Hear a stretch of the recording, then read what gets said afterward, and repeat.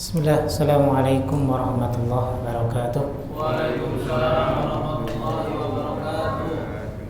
Alhamdulillah, alhamdulillahi wa kafa wassalatu wassalamu ala rasulillahi mustafa Muhammadin sallallahu alaihi wasallam wa man iqtada.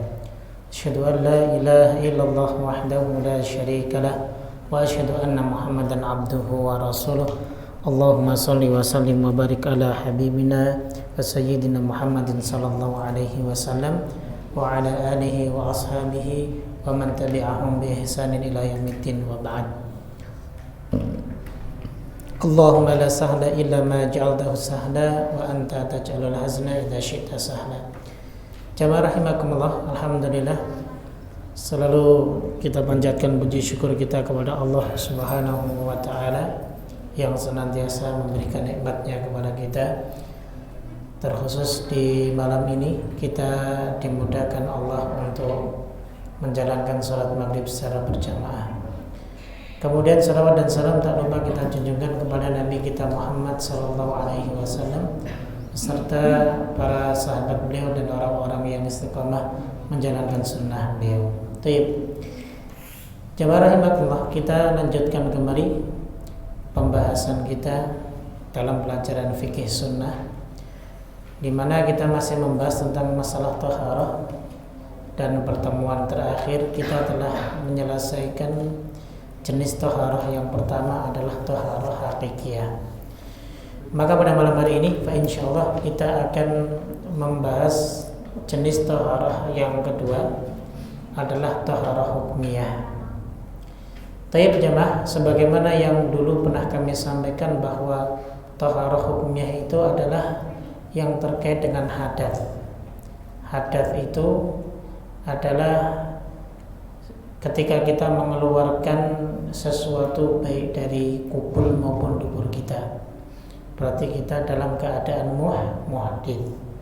Orang yang muhdits itu orang yang harus mensucikan dirinya dengan tiga hal, imma dengan berwudu atau dengan mandi, dan yang ketiga sebagai ganti dari wudu dan mandi yaitu dengan bertayamum.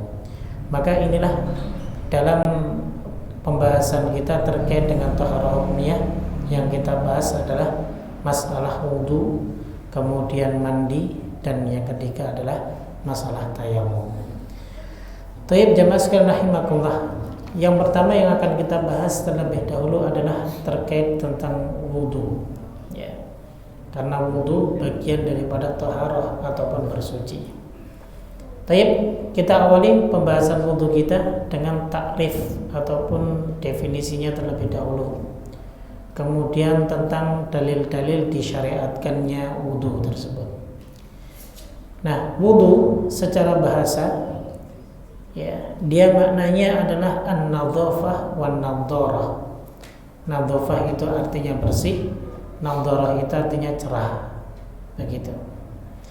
Nah, kalimat wudu ini, wudu dengan wawu dhammah kalau dalam bahasa Arab, ya, ini maknanya perbuatannya, artinya mencerahkan dan membersihkan, ya.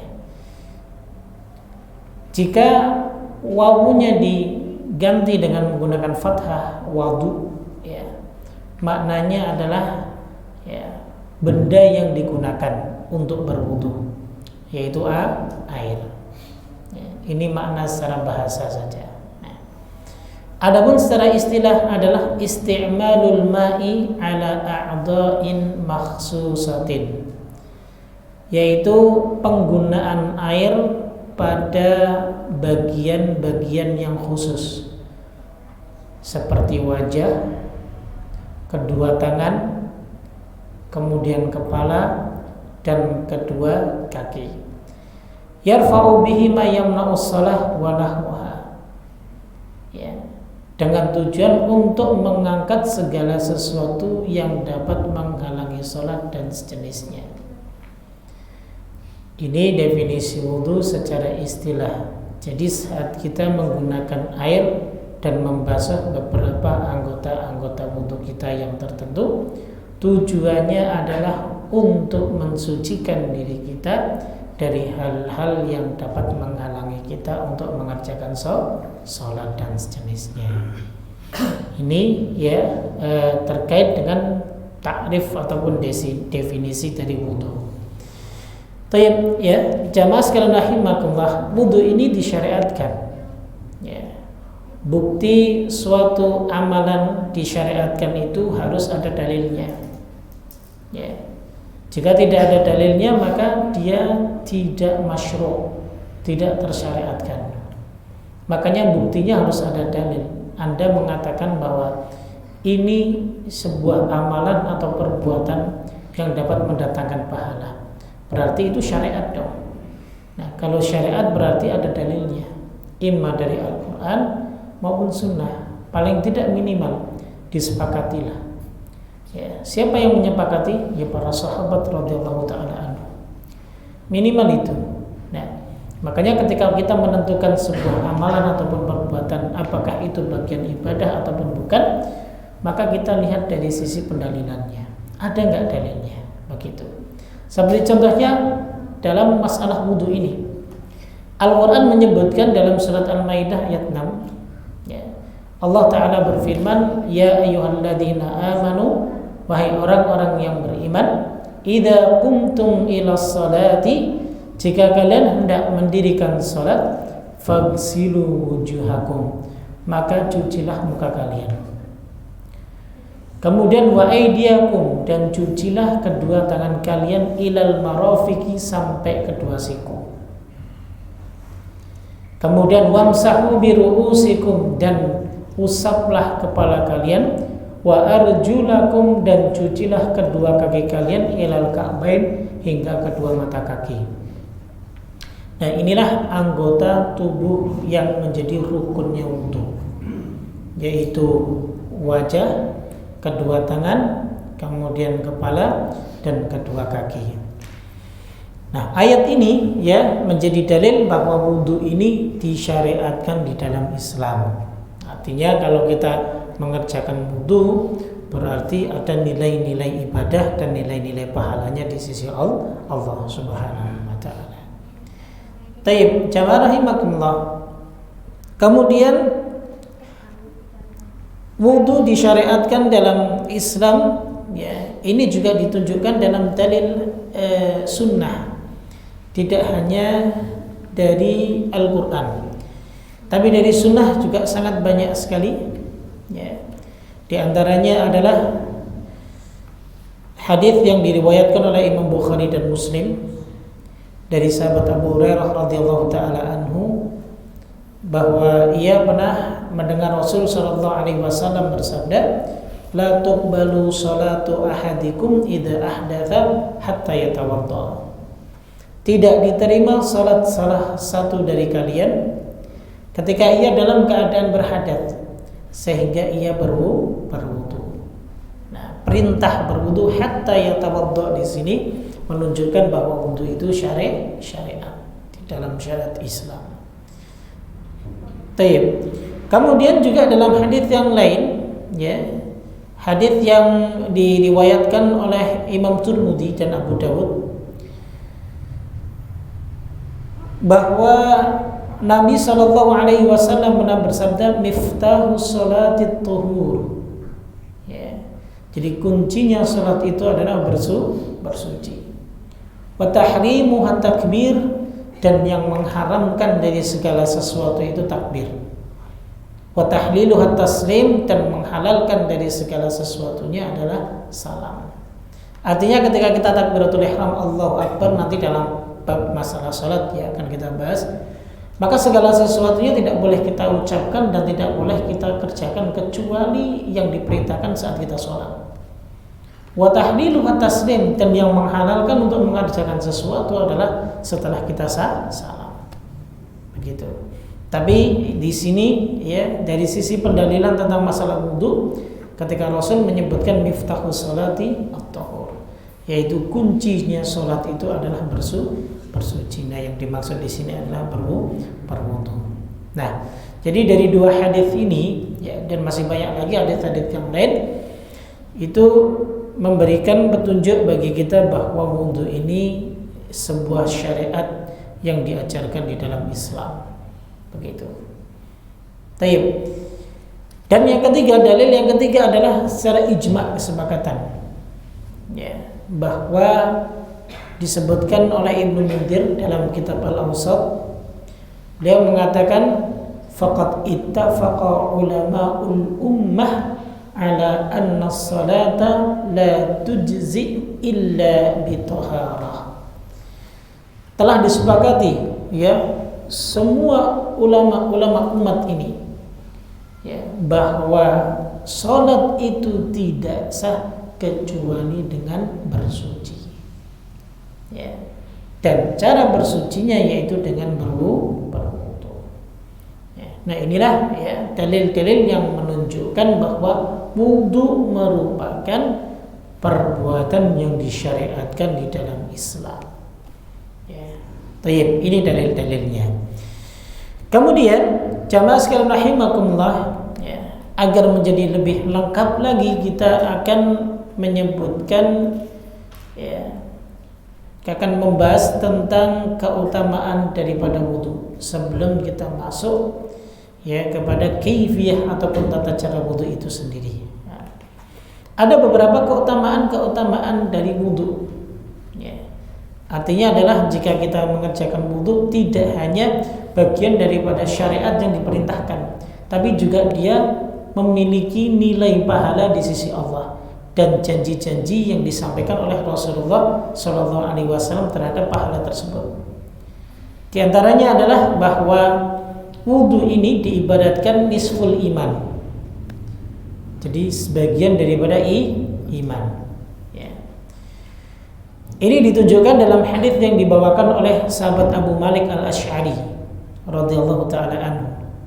Ia pernah berkata bahwa Rasulullah SAW bersabda, at-tuhuru syatrul iman, bahwa bersuci itu adalah bagian daripada iman. Nah, sebagian para ulama mentafsirkan makna iman di sini adalah salat. Ya, jadi bersuci itu bagian daripada salat. Tapi ada yang menerjemahkan secara tekstualnya, ya bersuci itu bagian daripada keimanan. Artinya orang yang pandai bersuci, ya berarti dia juga bisa menjaga keimanannya, begitu. Ini hadis riwayat Imam Muslim. Itu yang pertama. Kemudian keutamaan yang kedua adalah bahwa ternyata saat kita berwudu itu dapat menghapus dosa-dosa kecil kita. Jadi dari wudu yang kita kerjakan, ya, setiap basuhan air yang membasuh ke anggota tubuh kita, anggota wudu kita, maka itu bisa merontokkan dosa-dosa kecil kita. Masya Allah. Ya. Jadi ternyata setiap anggota wudu kita yang di situ kita gunakan untuk berbuat dosa kepada Allah, ini dosa kecil ya. Maka saat kita berwudu, maka disitulah dosa itu akan rontok. Dalilnya mana ada? Yang dibawakan oleh sahabat Abu Hurairah radhiyallahu taala anhu, ini diriwayatkan oleh Imam Muslim. Rasulullah sallallahu alaihi wasallam bersabda, "Idza tawadda al-'abdul muslimu awil mu'minu." Ya. Jika seorang hamba yang muslim ataupun mukmin itu berwudu, faghasala wajhahu, maka saat dia telah membasuh atau mencuci mukanya, kharaja min wajhihi kulla khati'atin nadhara ilaiha ma'a qatril ma' au ma'a akhiri qatril ma', maka akan keluarlah segala dosa-dosa yang pernah ia lakukan dengan wajah, dengan mukanya, dengan kedua matanya, dengan kedua hidungnya, maka dengan lisannya, semua dosa-dosa kecilnya itu akan keluar bersamaan dengan air yang menetes setelah air tersebut dibasuhkan ke mukanya. Jadi rontok semua dosanya hingga tetes air yang terakhir. Ya, itu. Fa idza ghasala yadayhi, maka ketika dia mencuci kedua tangannya, maka kharajat min yadayhi kullu khati'atin kana batashatha yadahu ma'al ma' aw ma'a akhiri qatril ma'. Maka akan keluar segala dosa-dosa ataupun kesalahan-kesalahan yang dilakukan oleh kedua tangannya, ya, bersamaan dengan tetesan air yang telah ia basuh pada kedua tangannya tersebut. Fa idza ghassala rijlaihi, maka ketika dia mencuci kedua kakinya, maka kharajat kullu khati'atin masyatha rijlahu ma'al ma' aw ma'a akhiri qatril ma'. Maka akan keluarlah semua dosa-dosa kaki dia saat dia melangkah untuk berbuat keburukan kepada Allah Subhanahu wa ta'ala, hatta yakhruja naqiyan minadz dzunub, sampai dia itu benar-benar bersih dari dosa-dosanya. Masyaallah. Ya. Maka sangat rugi sekali kalau kita sampai meninggalkan wudu. Ya. Sangat rugi sekali. Nanti akan ada satu hadis yang hadis ini bisa menjadikan kita semangat, ya, memberi motivasi bagi kita untuk selalu menjaga kesucian. Ya. Setiap kita berhadas maka kita berwudu. Setiap kita berhadas maka kita berwudu. Bayangkan, ya, banyak sekali dosa-dosa yang tidak kita ketahui. Maka dari situlah akan rontok dan habis dosa kita saat kita mengerjakan wudu. Nah, itu dalil pertama yang menunjukkan bahwa wudu itu dapat menghapus dosa-dosa kecil kita. Kemudian dalil yang kedua masih terkait dengan penghapusan dosa-dosa kecil adalah seperti yang dituturkan oleh sahabat Utsman bin Affan radhiyallahu taala an ketika ia mempraktekkan tata cara wudunya Nabi sallallahu alaihi wasallam. Maka setelah ia berwudu seperti cara wudunya Nabi sallallahu alaihi wasallam, kemudian ia berkata bahwa Nabi sallallahu alaihi wasallam bersabda, "Man tawaddaa hakada." Barang siapa yang berwudu seperti ini, yang dipraktekkan, ya, seperti wudunya Nabi sallallahu alaihi wasallam, ghufira lahu ma taqaddama min dzambih, maka dosa-dosanya yang lalu akan dihapus. Wa kanat salatuhu wa masyhu ilal masjid nafilah, dan salat dia dan jalan dia, langkah dia, ya, saat dia menuju ke masjid itu semua itu bagian daripada nafilah, amalan-amalan tambahan bagi dirinya.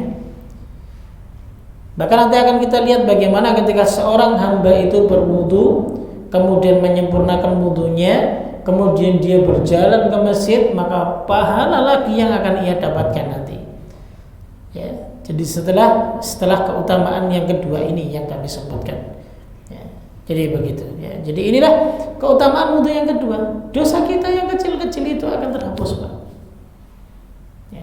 Dan ini sering dosa-dosa yang kita remehkan, ya. Kesalahan-kesalahan yang baik itu kita sadari ataupun kita tidak sadari.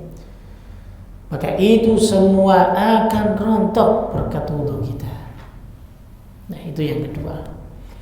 Baik, coba sekalian rahimakumullah. Kemudian keutamaan yang ketiga adalah annahu yarfa'u darajatil 'abdi. Bahwa wudu itu bisa mengangkat derajat, ya, hamba di sisi Allah Subhanahu wa taala. Ya. Dalilnya apa? Ada sebuah hadis yang diriwayatkan oleh Imam Muslim dari sahabat Abu Hurairah radhiyallahu taala anhu bahwa Nabi sallallahu alaihi wasallam bersabda. Ini sabda beliau kepada para sahabat-sahabatnya dan tentunya ini untuk umat beliau. Ya.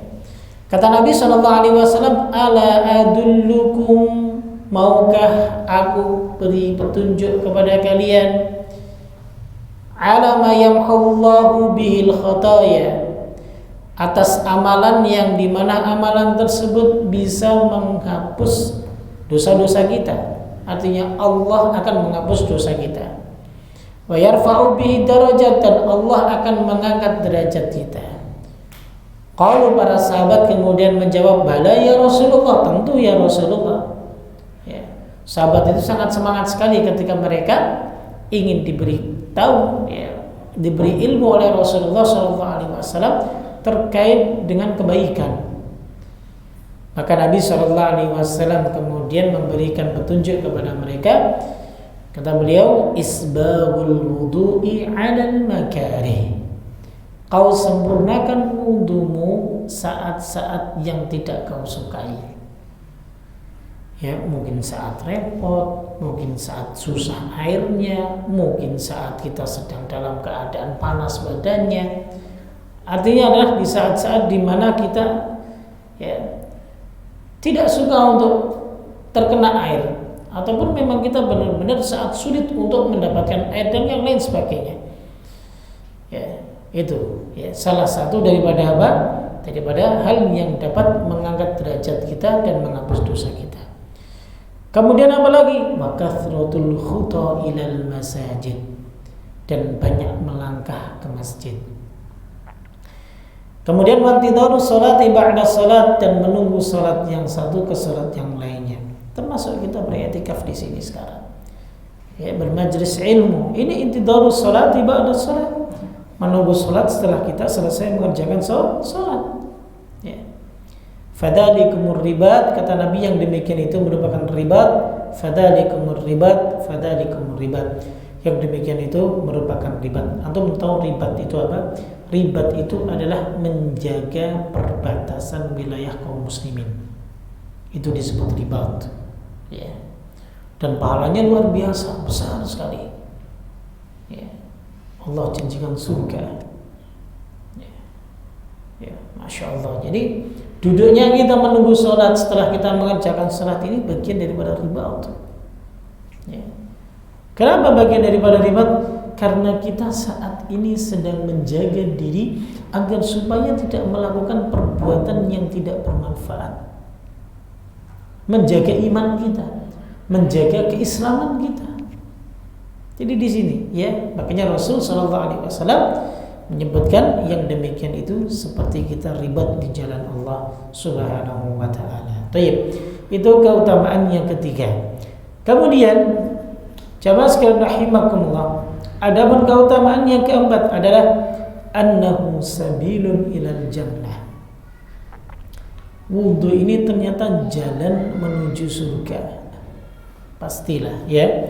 Dari awal tadi sudah kita sebutkan beberapa keutamaannya. Tentunya ya, ia merupakan salah satu jalan untuk menuju surga Allah Subhanahu wa taala. Dan ini yang ingin kami sebutkan, Pak. Ketika kita bisa menjaga kesucian kita dengan kita selalu berwudu setelah kita mungkin berhadat ataupun yang lain sebagainya. Ada satu hadis yang menerangkan hal itu terkait tentang pertanyaan Rasulullah SAW, mengapa bunyi terompahnya Bilal itu ada di surga? Ini menjadi pertanyaan besar karena Rasulullah mendengarnya. Sehingga ketika itu Rasul SAW bertanya kepada Bilal, ya Bilal. Ya. Di sini juga ada yang namanya Bilal, Pak, tapi bukan Bilal ini ya. Ini Bilal bin Rabah.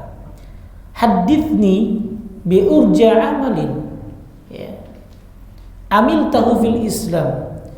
Coba ceritakan kepadaku amalan istimewa apa yang kau kerjakan dalam keislamanmu ini, ya. Kan terkadang seseorang itu punya amalan spesial yang istimewa masing-masing, Pak. Ada yang dia suka puasa, ada yang suka qiyamul lail, ada yang suka baca Quran, ya. Jadi setiap kita ini masing-masing memiliki amalan andalan, ya. Jadi tidak semuanya seseorang itu memborong semua amalan, tidak. Meskipun semuanya dikerjakan, tapi ada yang diistimewakan, pasti ada, ya, pasti ada. Nah, makanya Rasulullah sampai tanya, kenapa? Karena Rasul SAW mendengar suara terompahnya Bilal di surga. Maka kemudian setelah itu, ya, kata Bilal radhiyallahu taala anhu menjawab pertanyaan Rasul SAW. Ya Rasulullah, ma'amiltu amalan urja indi. Aku enggak pernah mengerjakan amalan yang istimewa, ya, min anna lam atatahharu tuhuran fi sa'atin min lailin aw naharin illa salaitu bidzalika tuhur ma kutiba li an usalli. Ya, melainkan aku ini selalu menjaga kesucianku, yaitu dengan selalu menjaga wudunya siang dan malam. Kalau batal wudunya, kemudian beliau berwudu, dan yang beliau kerjakan setelah wudu itu beliau mengerjakan sholat sunnah 2 rakaat. Ternyata amalan inilah yang menjadi amalan rutinitasnya Bilal bin Rabah, amalan yang selalu diistimewakan oleh Bilal bin Rabah. Bukan berarti beliau meninggalkan amalan yang lain, Pak, ya, tapi yang dirutinitaskan beliau. Sehingga dengan inilah ya bunyi terompahnya Bilal terdengar Rasulullah SAW di surga. Masya Allah, ya. Ternyata keutamaannya sangat besar sekali, dan ini yang sering kita remehkan. Ya. Terkadang amalan-amalan yang ringan, ya, yang itu sebenarnya mungkin bisa mendongkrak ya timbangan kebaikan kita, tapi kita sering tinggalkan. Kita terkadang terfokus dengan amalan-amalan yang berat, tapi kita kerjakan terkadang seminggu sekali, sebulan sekali. Ya. Apa kata Nabi SAW? Ahabbul a'mali indallah, amalan yang dicintai Allah Subhanahu wa ta'ala atau apa? Amalan yang dawam, wa in qalla, meskipun sedikit. Amalan yang dikerjakan secara rutin meskipun sedikit, daripada banyak sedekah banyak 1 juta tapi setahun sekali. Kalau Ramadan doang ya ramai itu sedekah ya. Kayak ini orang ya, nunggu aja di Masjid Baitur Rahmah ya. Nunggu kalau Ramadan ya, Masya Allah, nunggu orang yang bersedekah di bulan Ramadan saja. Padahal sedekah itu tidak hanya harus di bulan Ramadan, meskipun sedikit, tapi jika dilakukan secara rutin, itu lebih dicintai oleh Allah Subhanahu wa ta'ala daripada banyak kemudian jarang dilakukan. Ini amalan yang dicintai oleh Allah Subhanahu wa ta'ala. Sehingga ini salah satu bentuk contoh saja, dan banyak sekali amalan-amalan yang bisa kita rutinkan selain daripada menjaga kesucian kita untuk berwudu. Jadi begitu ya. Ini keutamaan wudu yang keempat. Kemudian yang kelima, jamaah sekalian rahimakumullah, adalah bahwa ternyata wudu ini alamah tamayyuzi hadhil ummah inda wurudil haud. Jadi wudu yang kita kerjakan bekas-bekasnya itu nanti akan membedakan dengan umat yang lain.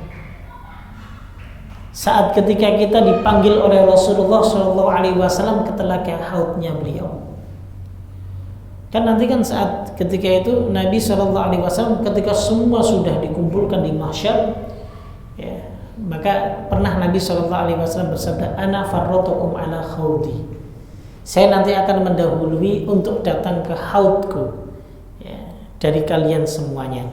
Maka nanti setelah itu pada waktu itu maka Nabi SAW akan memanggil umat-umat beliau. Ya. Sehingga ketika Nabi SAW saat masih di dunia ini bersama para sahabat-sahabat saat itu, ini hadisnya nanti kita bacakan. Maka sahabat bertanya, ya Rasulullah, bagaimana Anda mengenal umat Anda? Ya. Sedangkan mungkin semua sahabat Rasul SAW pun beliau tidak secara detil satu persatu kenal. Tapi bagaimana beliau itu bisa mengenal umat beliau SAW yang sebanyak ini? Ya. Bahkan dalam hadis ini ya disebutkan oleh Abu Hurairah radhiyallahu taala anhu ketika Nabi mendatangi sebuah kuburan. Di situ beliau bersama beberapa para sahabat. Lalu kemudian saat masuk ke kuburan, beliau kemudian mengucapkan salam kepada ahli kubur. Assalamualaikum dara qaumin mu'minin wa inna insyaallahu bikum an qaribin lahiqun. Keselamatan bagi kalian wahai penghuni tempat ini dari kaum mukminin. Dan sesungguhnya kami insyaallah ya dekat ya sebentar lagi ya sudah dekat kami akan menyusul kalian. Kemudian dia mengatakan waditu law ana qad ra'ayna ikhwanana. Aku suka nanti kelak akan melihat saudara-saudara kami. Kalau sahabat kemudian bertanya, ya Rasulullah, alasna ikhwanak? bukankah kami adalah saudaramu? Nabi berkata, antum ashabi, kalian itu adalah sahabat-sahabatku. Wa ikhwanuna alladziina lam ya'tu ba'd. Dan yang dimaksud dengan saudara-saudara kami ini adalah mereka yang tidak datang melainkan setelah kalian nanti. Ya. Faqalu, kemudian para sahabat bertanya, kaifa ta'rif ma lam ya'ti min ummatika ya Rasulullah? Bagaimana kamu bisa tahu? Ya. Sedangkan mereka saja belum datang ya Rasulullah. Seperti kita ini kan saat itu ya belum lahir, Pak. Bapak kita aja belum, nenek kita mungkin, buyut kita aja belum lahir di zaman Rasulullah SAW. Tapi kenapa Rasulullah bisa tahu nanti akan ada umatnya, ya, yang nanti akan dikenal oleh Rasulullah SAW? Sehingga ini yang membuat para sahabat itu terpancing untuk bertanya bagaimana caranya. Maka Rasulullah SAW menjelaskan, ara'aita law anna rajulan lahu khayl gurrun muhajjalah baina dhahrai khayl duhmun bihim ala ya'rifu khaylahu. Coba perhatikan, jika ada seseorang yang dia punya seekor kuda, ya, kudanya itu hitam, semuanya hitam pekat. Nah, ada satu, ya, bagian tubuhnya yang berwarna putih. Ya. Lalu kemudian kuda ini berada di tempat semua kuda-kuda hitam semua. Kira-kira yang punya kuda ini tahu nggak mana kuda dia? Pasti tahu. Kenapa? Karena ada tanda putihnya di bagian tubuhnya. Di antara kuda-kuda lain yang hitam semuanya. Ya. Nah, itulah kata Nabi SAW, ya, fa innahum ya'tuna ghurran muhajjalina minal wudu. Karena nanti umatku itu akan datang, ya, kepadaku dalam keadaan apa? Ghurran muhajjalina minal wudu. Ya. Jadi bekas-bekas wudunya itu akan bersinar putih. Ya. Wa ana farratakum ala khawd, dan aku yang akan mendahului kalian untuk datang kepada khawdku. Nah, inilah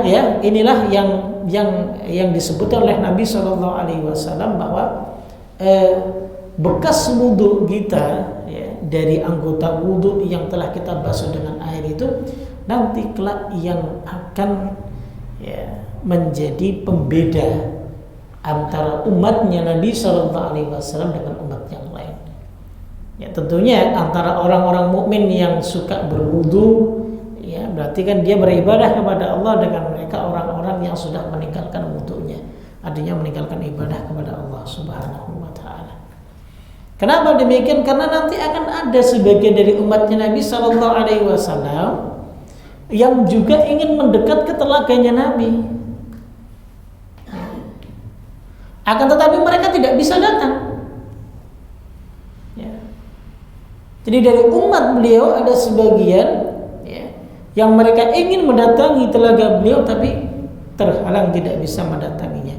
Makanya saat itu Nabi SAW sedih. Kenapa mereka nggak bisa? Kemudian ada dikatakan kepada Nabi SAW, innahum qad baddalu ba'daka. Karena dia sudah mengganti ajaranmu setelah wafatnya dirimu ya Muhammad. Maka saat itu Nabi mengatakan, sahkan, boleh menjauh deh.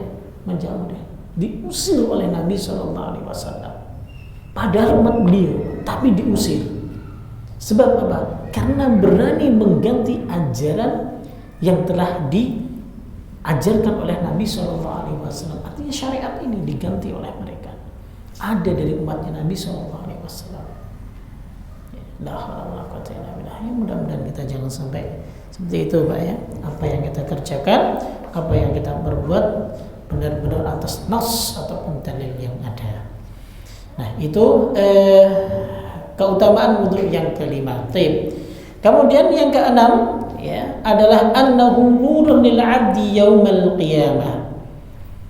Bahwa wudu itu nanti akan memberikan cahaya bagi hamba pada hari kiamat. Ini sebenarnya masih ada kaitannya dengan keutamaan sebelumnya. Ya, tapi ini sifatnya umum. ya, hadisnya sifatnya umum.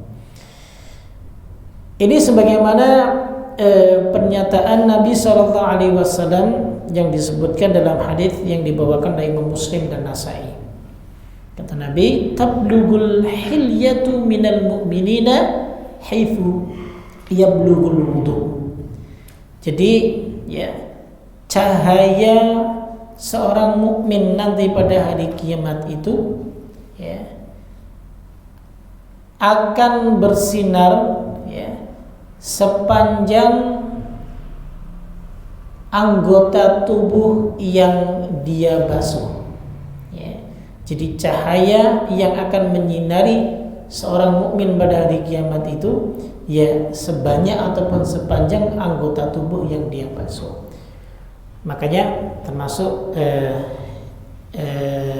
beberapa sahabat yang beristimbat ya, ataupun berkesimpulan bahwa melebihkan membasuh anggota wudu itu merupakan bagian yang dianjurkan. Makanya termasuk diantaranya adalah ulama Syafi'iyah, ketika berwudu mereka hingga sampai ke lutut kan. Ya, sebenarnya batasan kaki itu yang dibasuh adalah ilal ka'bain, sampai kedua mata kaki. Tapi ada yang sampai ke setengah betis, ada yang sampai ke lutut. Kenapa? Karena punya harapan agar supaya yang dibasuh itu juga nantinya ikut bersinar pada hari kiamat. Ya, jadi begitu. Ini pun dilakukan oleh beberapa para sahabat sebagai istimbat saja. Ya, sebagai istimbat.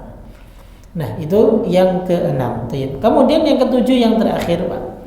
Ya, keutamaan daripada wudu itu adalah annahu hillun liuqdati syaitan. Bahwa wudu ini sebagai pengurai dari ikatan-ikatan syaitan. Ya. Artinya wudu yang kita kerjakan itu untuk mengurai ikatan syaitan. Kapan itu terjadi? Nah, ini diterangkan dalam hadis yang diriwayatkan oleh Imam Bukhari dan Muslim. Rasulullah SAW bersabda, yaqidu syaitanu ala qafiyati ra'si ahadikum idza huwa nama. Ya.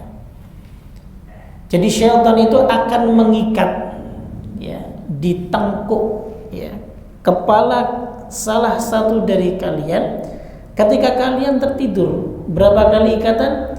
Thalathu uqadin, 3 kali ikatan. Ya. Yadribu kulla uqdatin, setiap dia syaitan itu mengikatnya, syaitan akan mengembuskan kalimat alaika lailun tawil farqud. Ya. Malammu panjang, tidur. Enak. Ya. Apalagi di Jakarta panas, AC-nya 1 PK, Masya Allah. Ya. Selimutnya tebel, Pak. Wah, nikmat. Baunya wangi kamarnya, Pak. Sudah. Ya.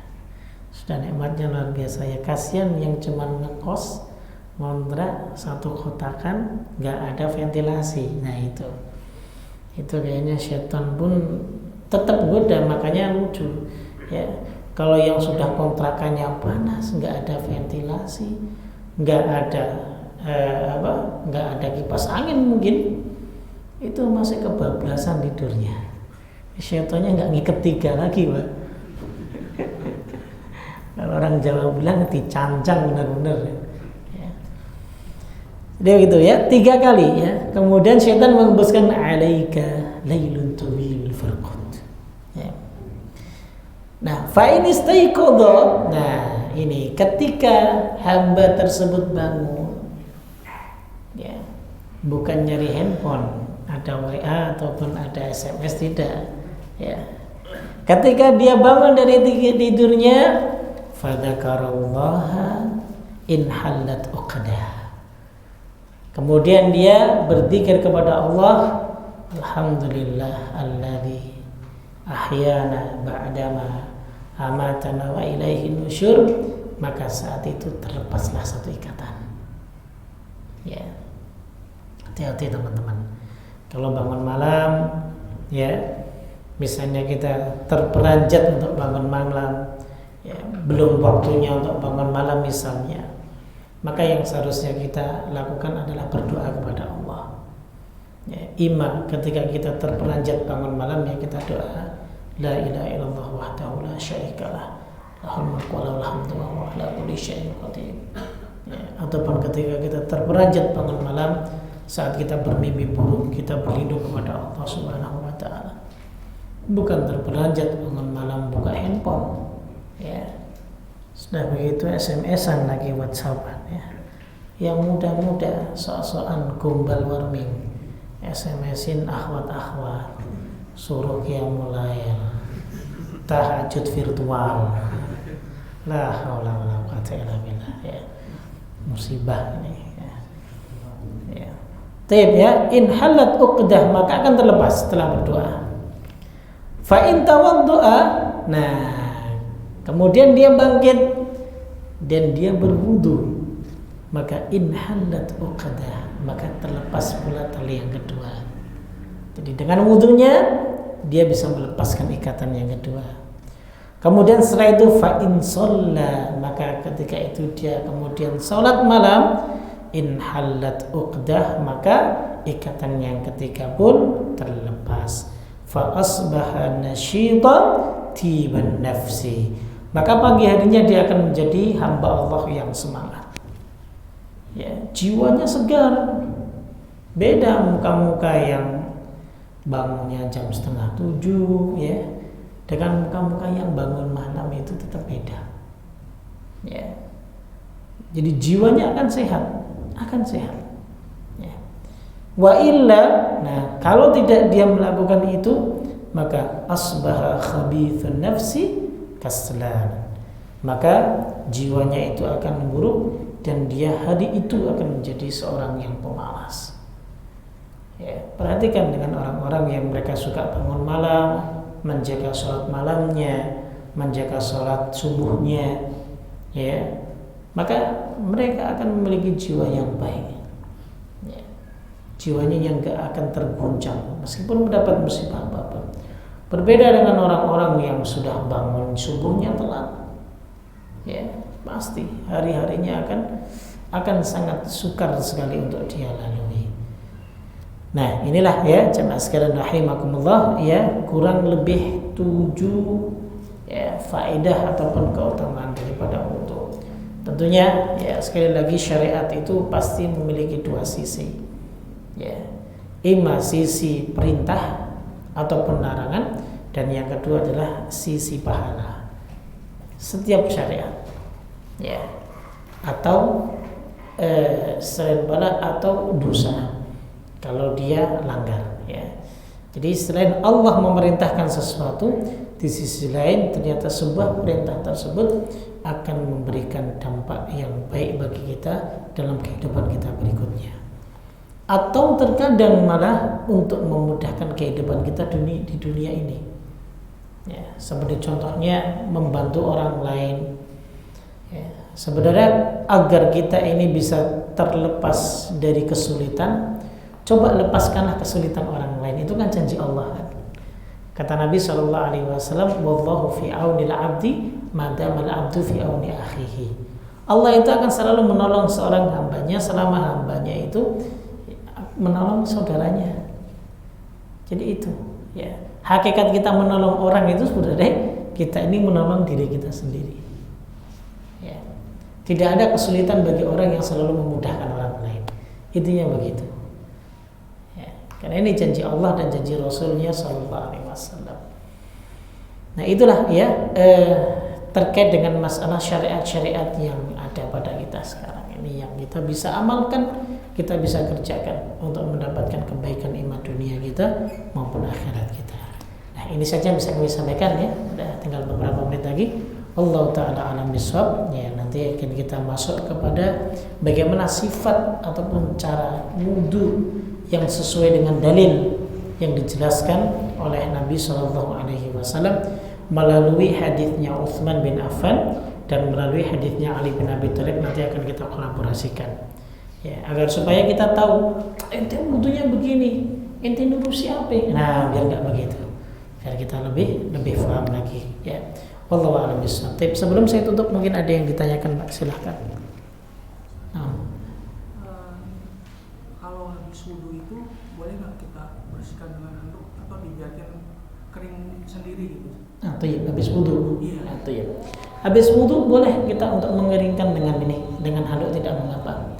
Pernah suatu waktu Rasul Shallallahu Alaihi Wasallam setelah berwudu diberi minsyafa. Minsyafa itu handuk, sejenis handuk, oleh istri beliau Shallallahu Alaihi Wasallam. Lalu kemudian beliau mengenakan itu.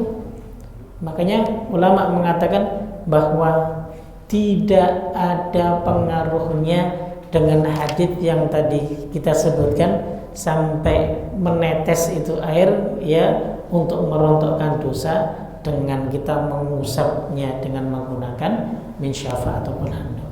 Tidak ada yang dikurangi meskipun kita mengusapnya dengan handuk. Tetap itu terkurangi dosa-dosa kita ataupun terhapus dosa-dosa kita sebab karena hadits ini. Wallahu a'lam bishawab. Dan lagi, Pak. Nah, menyentuh wanita dalam keadaan dulu gimana? Tayyib. Insyaallah sih ini nanti akan kita bahas pada pertemuan berikutnya terkait hal-hal yang membatalkan wudu ya. Tapi sedikit kita singgung saja ya secara umum bahwa di sini ada perbedaan para ulama terkait sikap ya ataupun terkait keadaan saat kita menyentuh wanita dalam keadaan wudu. Sebagian ulama ada yang mengatakan dia batal secara mutlak. Yang kedua adalah dia batal kalau dengan syahwat. Pendapat yang ketiga adalah dia tidak membatalkan sholat, tidak membatalkan wudu. Ya. Alasannya apa? Yang pertama dia batal sebab karena firman Allah Ta'ala kan, aula mastumun nisa. Ya. Atau ketika kamu menyentuh wanita. Nah, tapi nanti kita lihat ini lamastum ini maksudnya menyentuh ataupun menyentuh yang dimaksud lamastum ini sebagaimana ditafsirkan oleh para ulama-ulama terdahulu, para sahabat radhiyallahu taala anhu ketika mengatakan kalimat lamastum ini adalah jima, berhubungan dengan istri. Ya, jadi bukan menyentuh, tapi hubungan istri ini membatalkan wudu. Ya, jadi itu nanti akan kita jelaskan secara detail. Ya, jadi begitu ya. Jadi dalilnya yang mengatakan bahwa menyentuh perempuan itu batal secara mutlak karena itu ya firman Allah surat Al-Maidah ayat 6 ada kata aula mastumun nisa ya atau kamu dalam keadaan menyentuh perempuan itu. Kemudian yang kedua adalah dia batal wudu ya kalau dengan syahwat ya. Nah ini pun ya satu pendapat yang nanti kita juga akan jelaskan. Dan yang ketiga adalah tidak membatalkan wudu ya. Kenapa tidak membatalkan wudu secara mutlak? Kenapa? Membantah dua pernyataan dua ulama ini karena makna lamastum tadi sudah kita singgung ya. Maknanya itu bukan hanya menyentuh, Pak. Lamastum itu digunakan oleh orang-orang Arab itu maknanya adalah bersenggama dengan istri. Ya. Jadi artinya kalau menyentuh perempuan maka tidak membatalkan wudunya. Dan bahkan menyebutkan hadis seperti Nabi pernah mencium istrinya ketika hendak mengerjakan sholat asar. Lalu kemudian beliau tetap pergi mengerjakan sholat, tidak kembali berwudu.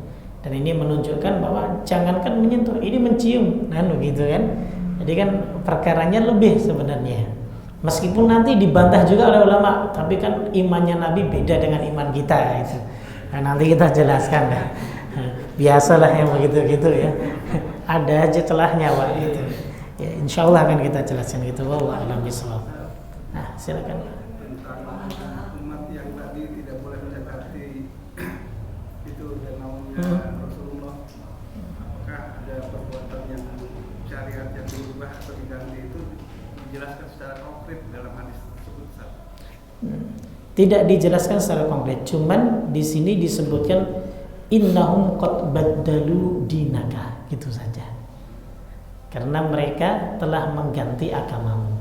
Sebagian para ulama berkomentar, tapi mereka masing-masing komentarnya. Yang dimaksud mengganti agamamu ya berarti mereka murtad. Ada yang mengatakan begitu. Yang kedua, ada yang mengatakan mereka membuat syariat yang baru yang tidak pernah diajarkan oleh Nabi Shallallahu Alaihi Wasallam. Bid'ah maksudnya, yang dimaksud begitu. Ada yang berpendapat begitu. Yang ketiga, ya, ada yang berpendapat bahwa memodifikasi syariat. Ya, artinya menambah-nambahi. Yang ini memang syariat Nabi Shallallahu Alaihi Wasallam, tapi dia tambahi dengan yang lain. Nah, jadi begitu.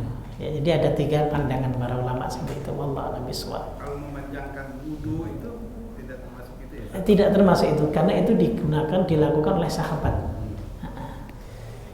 Kenapa? Kalau sesuatu yang dilakukan oleh sahabat itu, maka kita kembali hadis Nabi kan. Ya. Alaikum bisunnati wa sunnati al-khulafa'ur rasyidin al-mahdiyyin. Kalian wajib kepada sunnahku dan sunnahnya para khulafa'ur rasyidin, termasuk sahabat Abu Bakar, Umar, Utsman dan Ali. Makanya nanti panjang. Nanti kita akan bahas di pembahasan yang berikutnya. Seperti contohnya nanti adzan 2 kali ketika Jumat, kan begitu kan? Itu kan dilakukan oleh Utsman bin Affan. Kira-kira masih bisa digunakan sampai sekarang enggak, kan begitu? Nah, kalau misalnya ada yang mengatakan tetap enggak boleh, loh Utsman mengerjakan, kan sahabat Khulafaur Rasyidin dia, kan begitu. Ya, nanti akan kita bicarakan insyaallah, Pak. Wallahu a'lam bishawab. Nah, Waalaikumsalam. Boleh nggak berbuku cuma satu kali? Besok nih, iya. Besok lagi insyaallah ya. Biar hadir sabar ya. Insyaallah. Cukup ya mungkin ya. Ya, ini kayaknya pertanyaannya terkait dengan sudah praktek wudunya ini. Ya, insyaallah nanti minggu depan kita buka pertanyaan agak lebih panjang. Subhanakallah wa bihamdik asyhadu an la ilaha illa anta astaghfiruka wa atubu ilaik. Assalamualaikum warahmatullahi wabarakatuh.